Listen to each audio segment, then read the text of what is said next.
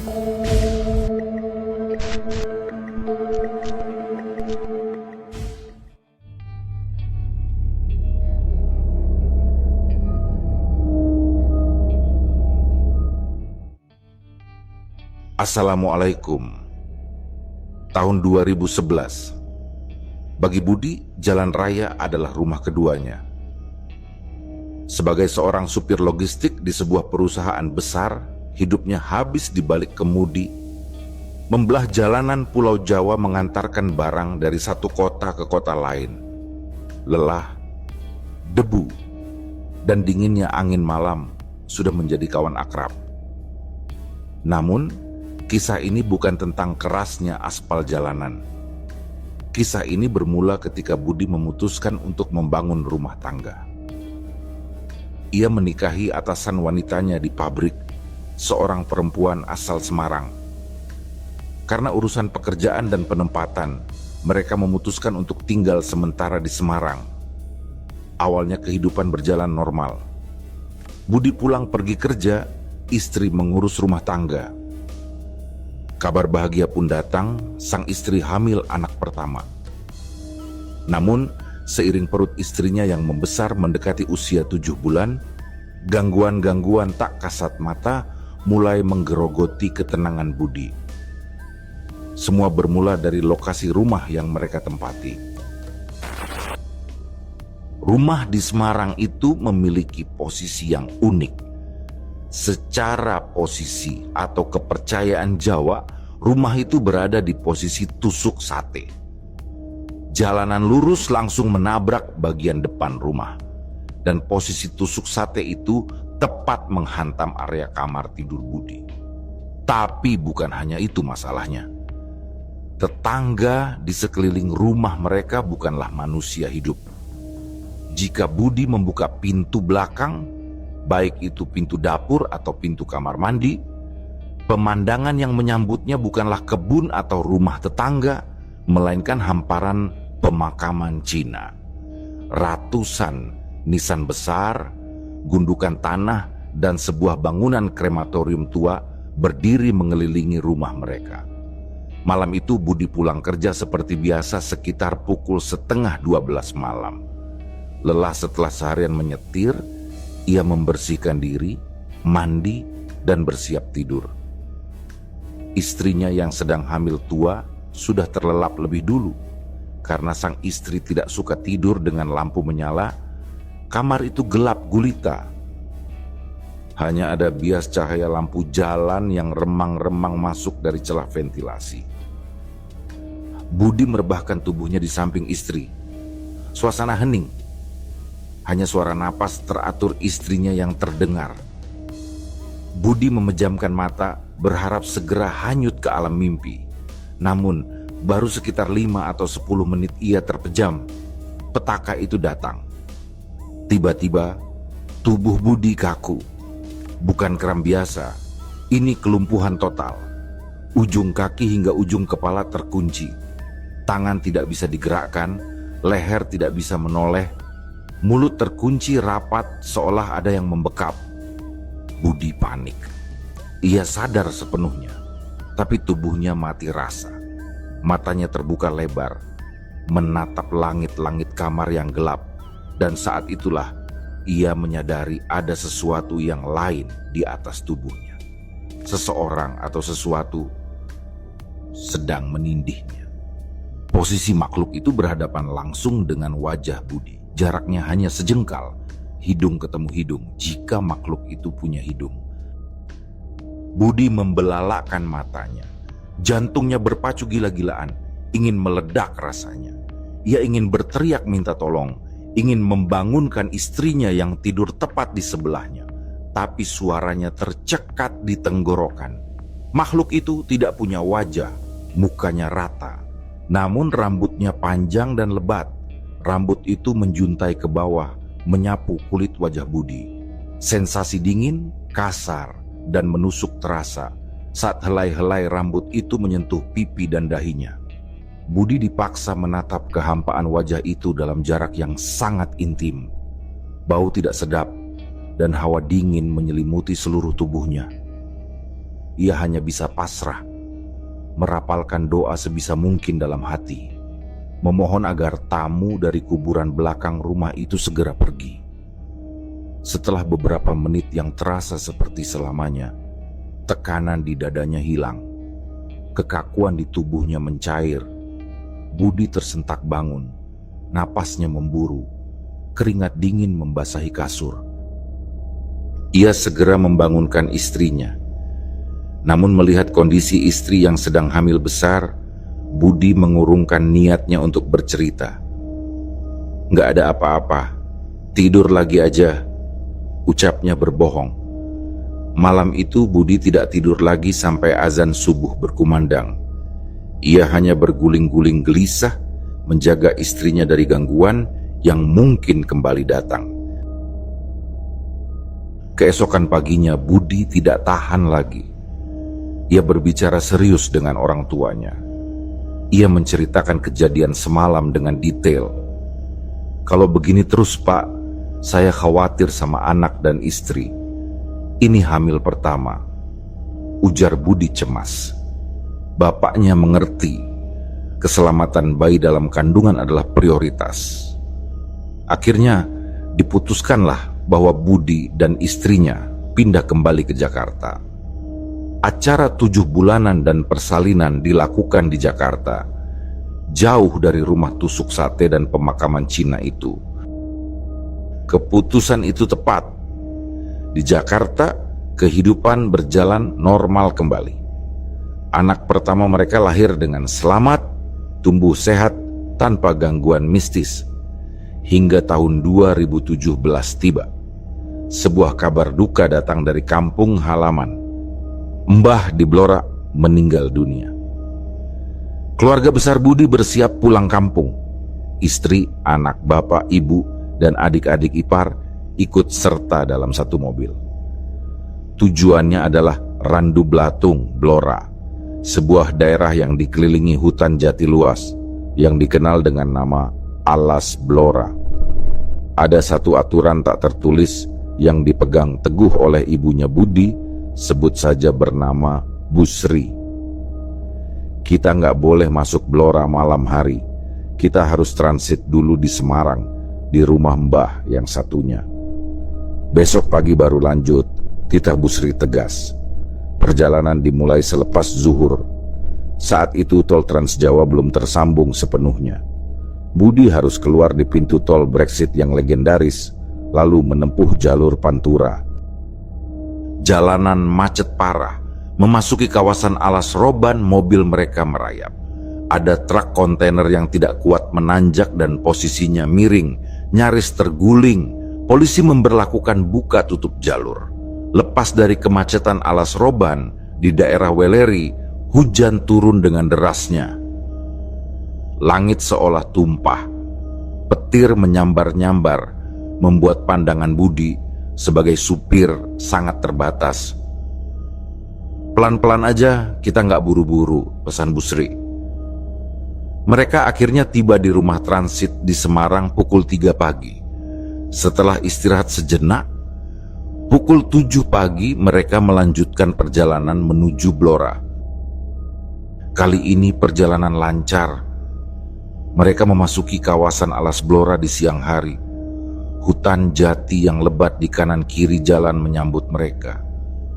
Tujuan mereka adalah sebuah desa dengan nama yang membuat bulu kuduk merinding. Desa Kutukan, Kecamatan Randu Blatung. "Kok namanya Desa Kutukan, Bu?" tanya Budi penasaran. "Memang dari dulu namanya begitu," jawab Busri singkat. Rumah duka Mbah sangat sederhana namun luas, tipikal rumah Jawa kuno di pedesaan. Halamannya tanah, jarak antar rumah tetangga sangat jauh, dipisahkan kebun-kebun luas yang sunyi. Suasana kampung itu masih sangat asri, tapi juga menyimpan kesunyian yang mencekam saat matahari terbenam. Malam itu, setelah acara tahlilan selesai ba'da Isya, suasana langsung sepi. Berbeda dengan di kota di mana orang-orang biasanya mengaji bersama setelah tahlil. Di sini para tetangga langsung pulang ke rumah masing-masing. Kampung itu mati suri selepas pukul 8 malam.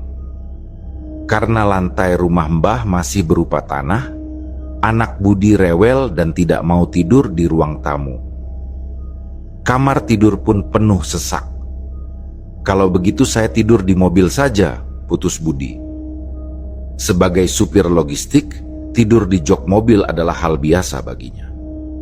Namun, Mbah Kakung melarangnya memarkir mobil di tempat sembarangan. "Kamu pindahkan mobilnya, parkir dekat depan pintu rumah. Di sini masih banyak yang punya ilmu, masih banyak tuyul dan babi ngepet," peringat Mbah Kakung serius. Budi menurut. Ia memindahkan mobil mendekat ke pintu, lalu bersiap tidur di bangku tengah. Ia mengunci semua pintu, memastikan keamanan. Baru saja matanya terpejam, kaca jendela diketuk. Adik iparnya berdiri di luar. Disuruh bapak pindah ke dalam, sudah disediakan tempat di kamar.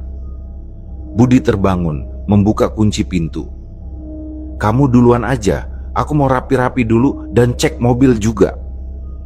Adiknya pun masuk ke rumah. Budi sendirian di dalam mobil yang gelap. Saat ia hendak keluar untuk menyusul ke dalam rumah, matanya tertuju ke jok depan, jok supir dan penumpang depan.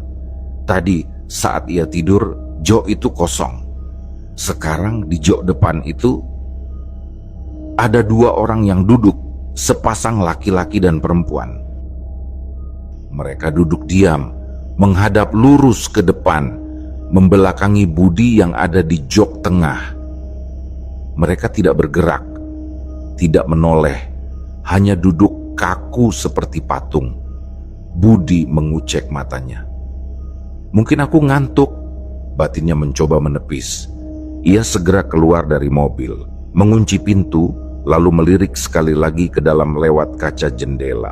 2 sosok itu masih ada di sana, duduk tenang di dalam mobil yang terkunci rapat.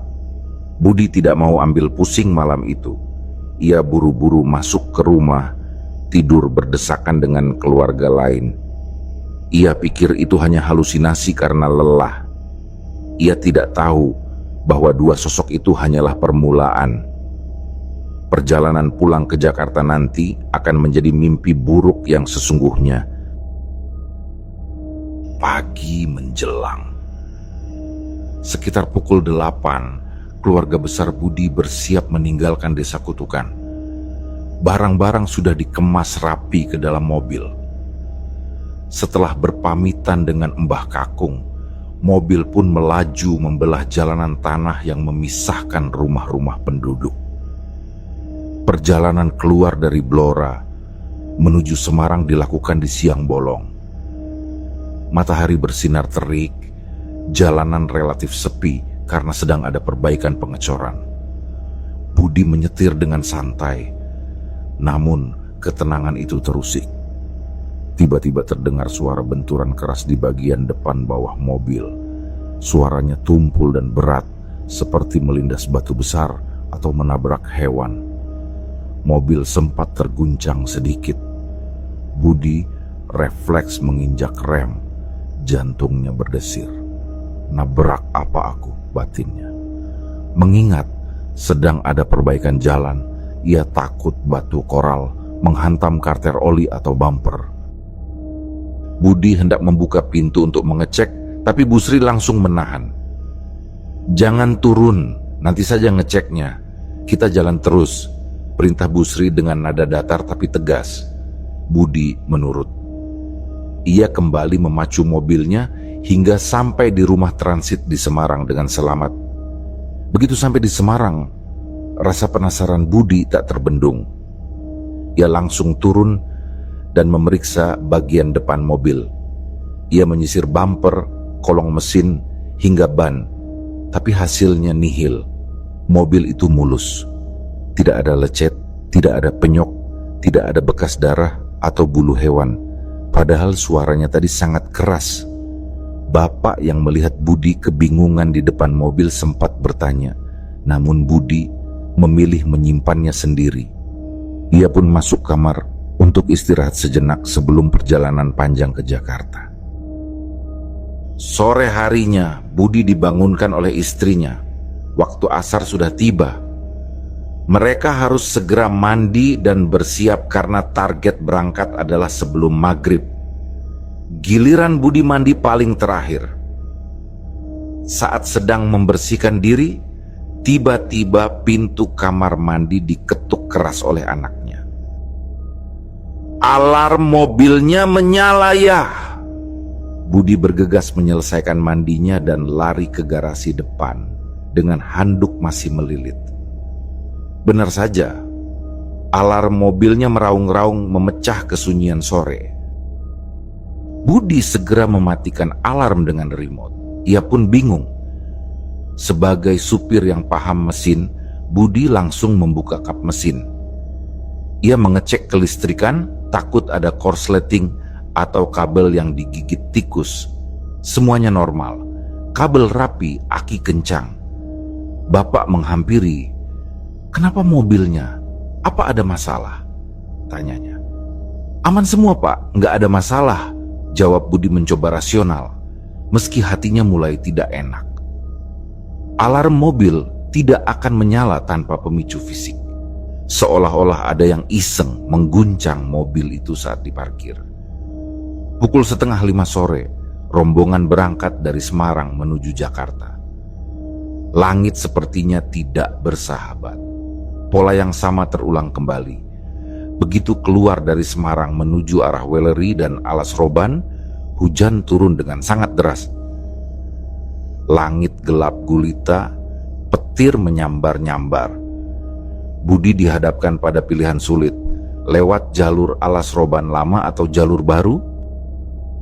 Karena sudah malam dan hujan deras membuat pandangan terbatas, Budi secara naluriah memilih jalur lama yang lebih ia hafal, meski jalurnya lebih sempit dan berkelok. Konvoi kendaraan terjadi. Di depan Budi ada 2 bus malam dan 1 mobil box. Budi berada di urutan keempat. Bus pertama melaju kencang, meninggalkan rombongan. Bus kedua berjalan agak lambat. Budi merasa mobilnya bertenaga. Ia memutuskan untuk menyalip bus kedua di sebuah tanjakan yang menikung. Budi menyalakan sen kanan, menginjak gas dan masuk ke jalur kanan, jalur berlawanan. Posisi mobil sudah sejajar dengan badan bus. Tiba-tiba, mesin mobil kehilangan tenaga. Gas diinjak sedalam apapun, mesin hanya menderu lemah tapi roda tidak berputar kencang. Mobil itu mendadak tidak ada tenaga di tengah tanjakan tepat saat sedang menyalip. Dan di saat yang bersamaan, dari arah berlawanan dari atas bukit, sorot lampu menyilaukan datang. Sebuah truk kontainer besar meluncur turun dengan kecepatan tinggi. Budi panik setengah mati, mobilnya mogok di jalur orang. Di depannya ada truk raksasa yang meluncur turun. Di kirinya ada badan bus yang sedang ia salip. Ia terjebak. Jarak semakin dekat. Klakson truk kontainer menggema mengerikan. Mati aku! Batin Budi menjerit. Dalam hitungan sepersekian detik sebelum tabrakan, tiba-tiba mesin mobil Budi menyentak. Tenaganya kembali. Budi membanting setir ke kiri secepat kilat, memotong masuk tepat di depan bus yang ia salip, nyaris menyerempet bumper bus itu. Truk kontainer itu lewat di sebelah kanannya dengan angin yang menghempas kencang. Hanya selisih sejengkal dari maut, seluruh penumpang terbangun. Busri berteriak, pelan-pelan aja, kita mau pulang selamat, nggak usah ngebut. Budi gemetar memegang setir. Ia tahu mobilnya sehat. Tidak mungkin mogok mendadak di tanjakan, kecuali ada yang menahan. Setelah insiden di Alas Roban, Budi membawa mobil dengan sangat pelan. Ia menyetir di lajur kiri, membiarkan kendaraan lain mendahului. Namun, ada yang aneh. Setiap kali ada motor atau mobil yang menyalipnya, pengendaranya selalu menoleh ke arah mobil Budi. Mereka tidak sekadar menoleh. Mereka menatap lama. Tatapan mereka aneh, sinis, tajam, dan penuh keheranan. Seolah-olah mereka melihat sesuatu yang ganjil pada mobil Budi. Budi mengecek spion kanan kiri, mengecek spion tengah. Tidak ada apa-apa. Budi mengecek speedometer normal. Ia bingung kenapa ia menjadi pusat perhatian di jalan raya yang gelap itu. Akhirnya mereka memasuki jalan tol Brexit. Jalanan lurus dan panjang. Budi mencoba mengemudi zigzag, menyalip kanan kiri untuk mengusir kantuk dan perasaan tidak enak. Saat mobil berada di lajur kanan, sebuah bus malam di belakangnya memberikan lampu dim meminta jalan. Budi menyalakan sen kiri, bersiap minggir. Saat ia melirik ke spion tengah untuk memastikan kondisi belakang, darahnya berhenti mengalir. Di kaca belakang mobil baris ketiga, terlihat ada sesuatu yang hitam menempel. Awalnya Budi mengira itu plastik sampah hitam yang tersangkut di wiper belakang. Tapi ia sadar, jika itu plastik seharusnya benda itu berkibar-kibar liar karena hembusan angin jalan tol. Namun benda hitam ini diam. Tenang, Budi memfokuskan pandangannya lewat pantulan spion tengah yang temaram. Itu bukan plastik, itu adalah sosok manusia, berbaju hitam legam, berambut panjang terurai berantakan. Sosok itu posisinya menempel di kaca belakang bagian luar. Tangannya yang pucat memegang atap mobil untuk berpegangan. Dan wajah pucat dengan rambut menjuntai itu menempel di kaca, menatap lurus ke depan, tepat ke arah mata Budi yang sedang melihat spion. Mata ketemu mata. Sosok itu sedang numpang di kaca belakang mobil Budi yang melaju 100 km per jam. Budi langsung memalingkan wajah, menutup kaca jendela sopir rapat-rapat. Ia tidak mau menoleh lagi. Tapi setiap kali ada bas dari belakang yang menembakkan lampu jauh, siluet sosok hitam itu terlihat jelas. Ia tidak pergi. Ia tetap di sana, mencengkeram atap mobil, menikmati perjalanan dengan tatapan kosong yang menusuk punggung Budi. Kepanikan Budi memuncak. Ia tidak mungkin terus menyetir dengan penumpang gelap yang menempel di kaca belakang. Ia butuh tempat ramai. Begitu melihat tanda rest area, Budi langsung membanting setir masuk. Saat mobil melambat memasuki parkiran, Budi memberanikan diri melirik spion lagi. Sosok itu masih ada, mengambang, menempel. Budi memarkirkan mobil di depan musola yang ramai. Jam menunjukkan pukul 1:30 dini hari. Begitu mobil berhenti, Budi langsung melompat turun. Ia tidak peduli lagi. Ia menyuruh semua keluarganya turun. Kita sholat dulu, istirahat sebentar, ajaknya setengah memaksa. Anehnya, Bapak Budi tidak langsung ke musola. Bapak justru berjalan memutar ke bagian belakang mobil. Diam sejenak di sana lalu berkata pelan, "Sudah nggak ada apa-apa, sana kamu sholat dulu." Budi mengecek lagi. Sosok hitam itu sudah hilang. Di teras musola, Budi duduk lemas sambil merokok, mencoba menenangkan sarafnya yang tegang. Di sebelahnya duduk seorang pria paruh baya mengenakan baju koko dan sarung. Pria itu tampak baru selesai salat. Wajahnya teduh tapi tegas. Ternyata beliau adalah pimpinan rombongan ziarah dari Lampung. Pria itu menoleh ke Budi dan tiba-tiba bertanya dari mana asal perjalanan Budi serta rute mana yang baru saja dilewatinya. Budi menjawab sopan bahwa ia baru saja dari Blora dan melintasi jalur alas roban. Pria itu menatap mata Budi lekat-lekat, lalu bertanya dengan nada menyelidik, "Tadi di jalan lihat apa?" Budi sempat mencoba berbohong, menjawab bahwa ia tidak melihat apa-apa dan perjalanannya biasa saja. Ia malas jika harus menceritakan hal konyol yang mungkin tidak dipercaya orang asing. Pria itu tersenyum tipis, seolah bisa membaca pikiran Budi. "Jangan bohong, ceritain aja ke saya," ucap pria itu. Budi tertegun. Akhirnya benteng pertahanannya runtuh. Ia mengaku bahwa sepanjang jalan tol tadi, Ia melihat sosok berbaju hitam dengan rambut panjang menempel di kaca belakang mobilnya, terus-menerus menatapnya lewat spion. Pria itu mengangguk pelan. "Apa yang Mas lihat itu persis yang saya lihat tadi." Budi kaget bukan main. Ternyata pria ini juga melihatnya. Pria itu kemudian menjelaskan bahwa saat Budi memarkirkan mobil, ia melihat sosok hitam itu menempel di belakang. Namun, begitu Budi turun, pria itu mengaku sudah mengusir sosok tersebut agar pergi. Budi merinding sekaligus lega. Ternyata itu bukan halusinasi. Pria yang ternyata seorang ustadz itu kemudian mengambil sebotol air mineral, membacakan doa sebentar, lalu menyodorkannya pada Budi. "Ini diminum dulu, insya Allah sampai rumah selamat, nggak ada gangguan lagi." Budi menerima air itu dengan tangan gemetar. Ia pikir teror sudah berakhir di sini. Ia pikir dengan bantuan air doa dari ustadz, sisa perjalanan ke Jakarta akan aman. Namun ternyata ia salah besar.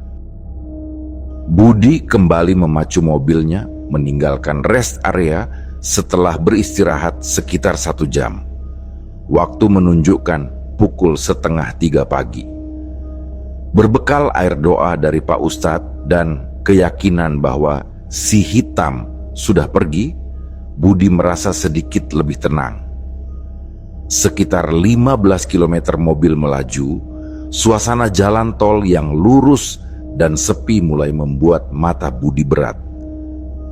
Ia butuh nikotin. Budi menurunkan sedikit kaca jendela di sisi supir, berniat menyalakan rokok sambil membiarkan asapnya keluar.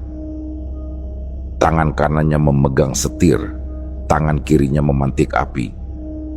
Baru 1 hisapan rokok ia nikmati, Budi secara refleks menoleh ke kanan, ke arah celah jendela yang terbuka. Jantungnya seakan berhenti berdetak. Di sana, tepat di balik kaca jendela yang hanya berjarak sejengkal dari wajahnya, ada wajah lain. Wajah itu merah padam. Bukan hanya wajahnya, tapi seluruh eksistensinya.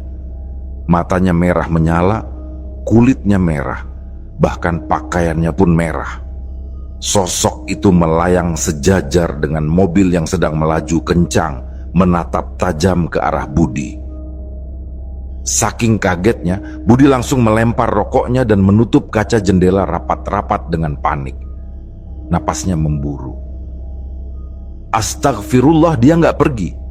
Ternyata dia ganti shift. Batin Budi histeris. Si hitam mungkin pergi, tapi kini si merah yang datang dengan energi yang jauh lebih agresif. Budi mencoba fokus ke jalan, tapi mobilnya tiba-tiba terasa berat ke kanan. Setir yang ia pegang lurus seolah ditarik paksa oleh kekuatan tak kasat mata. Mobil itu melenceng, memotong jalur kanan, hingga keluar ke bahu jalan. Dari belakang, sebuah bas malam membunyikan klakson panjang yang memekakkan telinga. Budi membanting setir kembali ke kiri, nyaris terserempet. Istrinya terbangun karena guncangan itu. "Ada apa ya? Kok bawa mobilnya begitu?" tanya istri dengan nada tinggi karena kaget. "Nggak apa-apa, kamu tidur lagi aja," jawab Budi singkat, berusaha menyembunyikan tangannya yang gemetar hebat. Sosok merah itu masih ada di sana. Budi bisa merasakannya di sisi kanan mobil. Budi teringat botol air mineral pemberian Pak Ustadz yang ia taruh di dashboard. "Aku harus minum. Aku butuh ketenangan," pikirnya. Sambil tetap memegang setir dengan satu tangan, tangan kirinya meraih botol air itu. Saat ia hendak membuka tutup botol, sebuah pemandangan yang tidak masuk akal terjadi. Dari arah jendela kanan yang tertutup rapat, sebuah tangan menembus masuk. Tangan itu nyata, bukan bayangan, bukan asap. Itu tangan fisik dengan kulit keriput yang mengelupas putih seperti mayat. Kukunya panjang dan hitam. Tangan itu menjulur masuk ke dalam kabin, mencoba meraih botol air doa yang dipegang Budi. Allahu Akbar, Budi berteriak dalam hati. Ia mendekap botol itu kuat-kuat, tidak membiarkan tangan mengerikan itu menyentuhnya. Budi merapalkan doa sebisanya, memohon perlindungan. Perlahan tangan itu menarik diri keluar, menembus kaca jendela tanpa memecahkannya. Budi meneguk air itu dengan rakus. Ia pikir gangguan fisik itu adalah puncaknya, ternyata belum. Beberapa menit kemudian, terdengar suara langkah kaki di atas atap mobil. Suara berat, seperti ada orang yang berjalan di atas plafon mobil. Budi mendongak, menatap plafon mobilnya dengan horor. Suara itu berjalan menuju ke depan. Lalu, sebuah sosok turun dari atap dan duduk di atas kap mesin depan. Sosok itu duduk membelakangi jalan menghadap ke arah Budi. Tubuhnya menghalangi pandangan Budi ke jalan raya. Budi tidak tahan lagi. Ia mengguncang tubuh bapaknya yang tidur di jok belakang. "Bangun Pak, coba Bapak lihat itu di depan." Bapaknya terbangun, mengucek mata lalu melihat ke depan. "Ada apa?" "Enggak ada apa-apa," ucap bapaknya. "Itu Pak, ada orang duduk di kap mesin," sahut Budi. "Enggak ada, itu kamu sudah ngantuk. Kalau ngantuk berhenti jangan dipaksain," tegur bapaknya. Hanya Budi yang melihatnya. Sosok itu diam, menatap Budi dengan tatapan kosong. Akhirnya bapak menyadari ketakutan anaknya bukan main-main. Bapak duduk tegak, lalu mulai melantunkan selawat Nabi dengan suara tenang namun tegas. 10 menit bapak berselawat, sosok di kap mesin itu perlahan memudar dan hilang. Suara langkah di atap pun lenyap. Pukul 5 pagi, mereka akhirnya berhenti di rest area untuk salat subuh. Budi turun dengan kaki lemas. Ia masih belum bisa mencerna apa yang baru saja ia alami. Perjalanan sisa menuju Jakarta dilalui dalam diam, hingga akhirnya mereka tiba di rumah dengan selamat pukul 9 pagi. 3 hari setelah sampai di Jakarta, Budi akhirnya memberanikan diri menceritakan semua detail kejadian itu kepada orang tuanya. Mendengar cerita itu, Bapak Budi masuk ke kamar dan keluar membawa sesuatu. 2 bilah keris. Keris itu terlihat tua dan antik. "Semua yang ganggu kamu, semua yang ikut dari Blora sampai jalan tol, mereka tertarik sama ini," ujar bapak tenang. Bapak pun menjelaskan bahwa keris-keris itu adalah amanat dari almarhum Pak De di Semarang untuk dirawat. Bapak membawanya pulang ke Jakarta tanpa memberitahu siapapun. Energi dari benda pusaka itulah yang menjadi magnet bagi makhluk-makhluk astral di sepanjang perjalanan Alas Roban dan Alas Blora. "Tapi kenapa saya yang diganggu Pak? Kan Bapak yang bawa?" tanya Budi heran. "Karena cuma kamu yang tidak tidur," jawab Bapak sederhana. "Dan mata batinmu itu memang terbuka setengah, jadi kamu yang paling peka. Mereka mengejar energinya, tapi kamu yang jadi sasarannya." Misteri terpecahkan. Budi meminta agar dirinya dan keluarganya dibersihkan dari sisa-sisa energi negatif itu. Dan untungnya setelah sampai di Jakarta, gangguan itu berhenti. Setidaknya untuk sementara waktu. Tahun berganti, Budi pindah kerja ke Cikarang. Istrinya dipindah tugaskan ke sana dan Budi pun mendapat pekerjaan baru sebagai operator logistik di sebuah pabrik besar. Mereka mengontrak di sebuah rumah petak 8 pintu. Di tempat kerja barunya, Budi mendapat giliran shift malam. Sebagai orang baru, ia belum paham peta gaib di gudang pabrik itu. Malam itu, Budi sedang mencari forklift untuk memindahkan palet besi.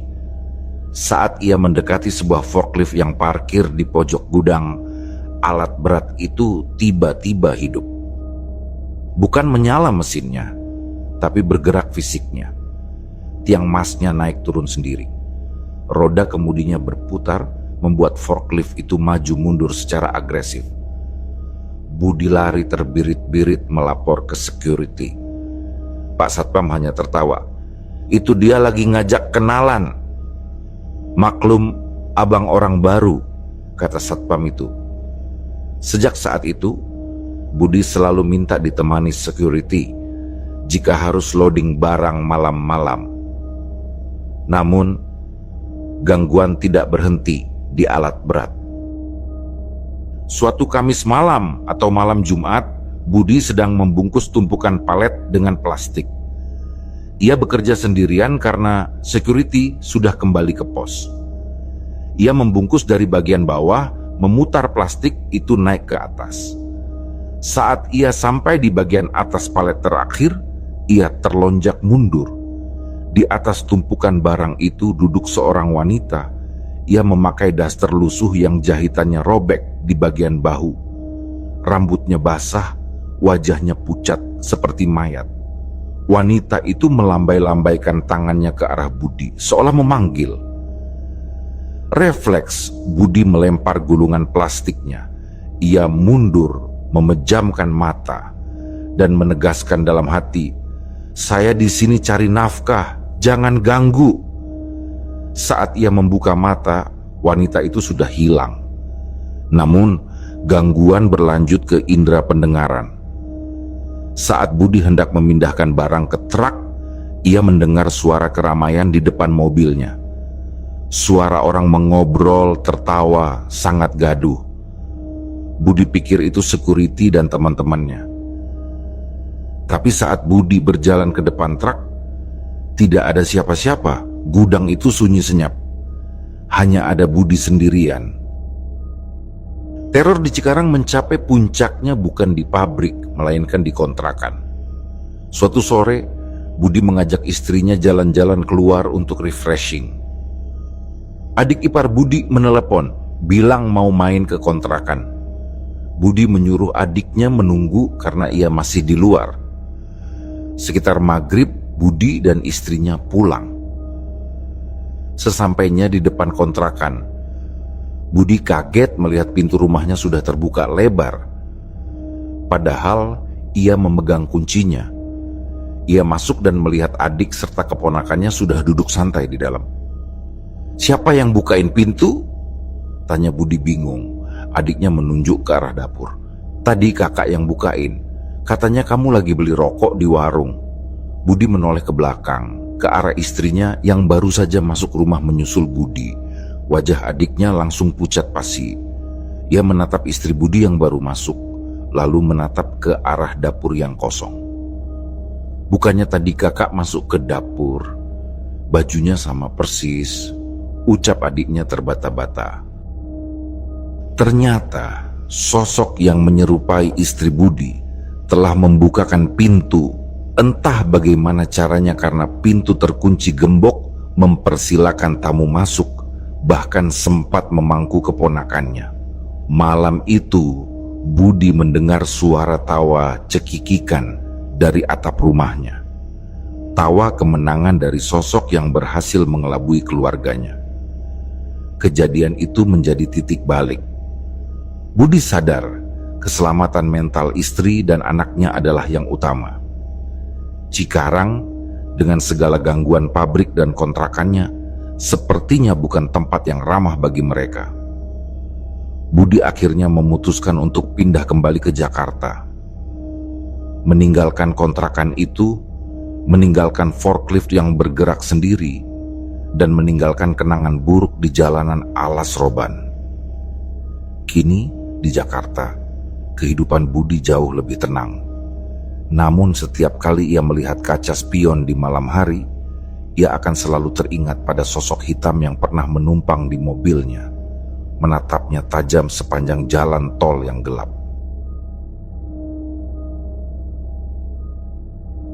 Demikianlah kisah yang kami bawakan ini. Semoga kisah ini dapat menghibur teman-teman semua dan diharapkan cerita ini bisa bermanfaat.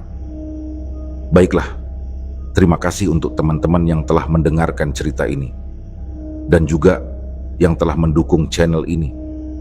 Semoga kebaikan yang dilakukan teman-teman dibalas oleh Allah Subhanahu wa Ta'ala dengan hal-hal yang lebih baik dan lebih bermanfaat dalam kehidupan. Saya mohon maaf apabila ada kesalahan dalam perkataan ataupun pengucapan dalam menceritakan kisah ini. Sampai jumpa lagi di kisah kami berikutnya. Semoga sehat dan sukses selalu untuk kita semua.